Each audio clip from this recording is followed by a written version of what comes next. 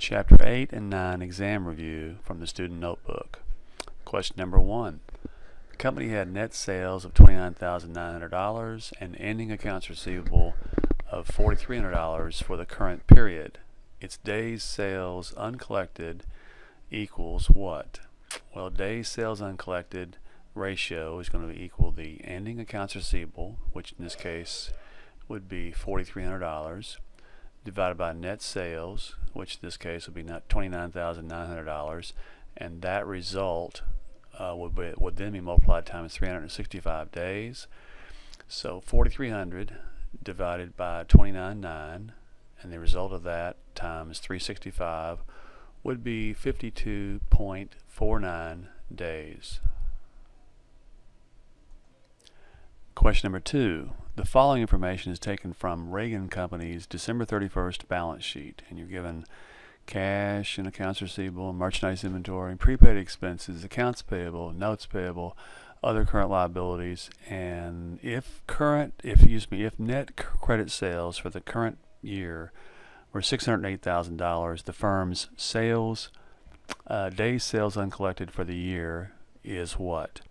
Well, days sales uncollected ratio is going to be the ending accounts receivable, which in this case would be $73,922, this piece up here, divided by net sales, in this case $608,000 from this information, and you divide that into each other, and the result is then multiplied times 365, which would give you 44.4 days. Question number 3. If a check correctly written and paid by the bank for $794 is incorrectly recorded in the company's books for $749, how should this error be treated on the bank reconciliation? Well, you should add it to the book balance, because if the correct amount of the check for $794 and you only wrote it on your books for $749, you didn't write out enough.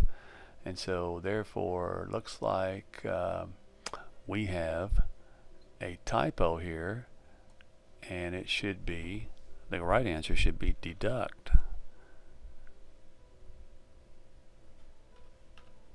because you didn't take out enough from the books, so therefore you should deduct this, and that should read this is $45 not enough deducted.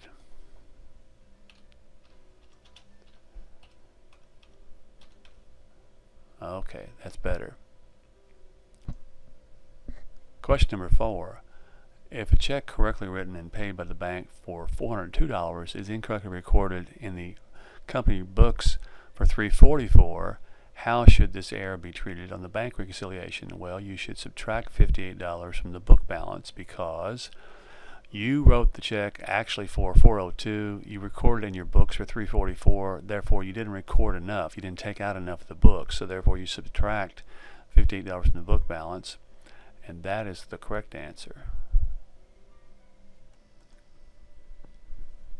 Number 5.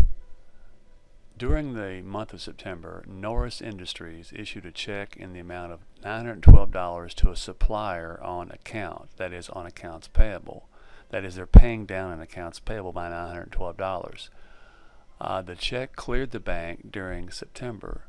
The disbursement was recorded incorrectly as $919, which means you recorded it too much by the tune of $7 here.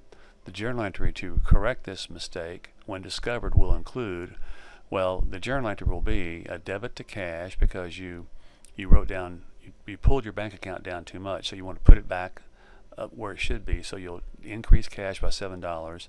You'll also increase accounts payable by $7.